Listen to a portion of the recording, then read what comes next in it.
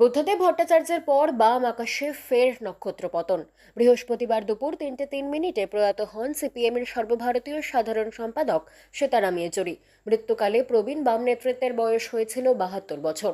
গত 19শে অগস্ট শ্বাসযন্ত্রে গুরুতর সংক্রমণ ধরা পড়ার পর সীতারাম ইয়েচুরিকে ভর্তি করানো হয়েছিল দিল্লির এইমসে। প্রথম থেকেই আইসিইউতে রাখা হয়েছিল তাকে। সোমবার রাতে তার স্বাস্থ্যের অবনতি হলে কৃত্রিম শ্বাসযন্ত্রের সাহায্য নিতে হয়েছিল চিকিৎসকদের।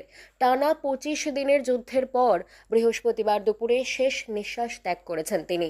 রাজনৈতিক আদর্শগত ভেদাভেদ ভুলে সীতারাম ইয়েচুরির মৃত্যুতে গভীর শোক প্রকাশ করেছেন বাংলার মুখ্যমন্ত্রী মমতা বন্দ্যোপাধ্যায়। সীতারামের মতো রাজনীতিকের মৃত্যু জাতীয় রাজনীতিতে বড় ক্ষতি, এমনটাই উল্লেখ করেছেন মুখ্যমন্ত্রী। তৃণমূল কংগ্রেসের সর্বভারতীয় সাধারণ সম্পাদক তথা সাংসদ অভিষেক বন্দ্যোপাধ্যায়ও গভীর শোক প্রকাশ করে লিখেছেন, আমাদের রাজনৈতিক আদর্শ প্রায়শই সংঘর্ষে লিপ্ত, কিন্তু বিগত কয়েক বছরে কয়েকটি বিরোধী বৈঠকে তার সঙ্গে আমার আলাপ করার সৌভাগ্য হয়েছে। তার সংসদীয় রাজনীতি বিষয়ে যে গভীর অন্তর্দৃষ্টি তা অসাধারণ। তার আত্মার শান্তি কামনা করি। বাংলা খবর, আপনার রাজনীতি, আপনার আওয়াজ।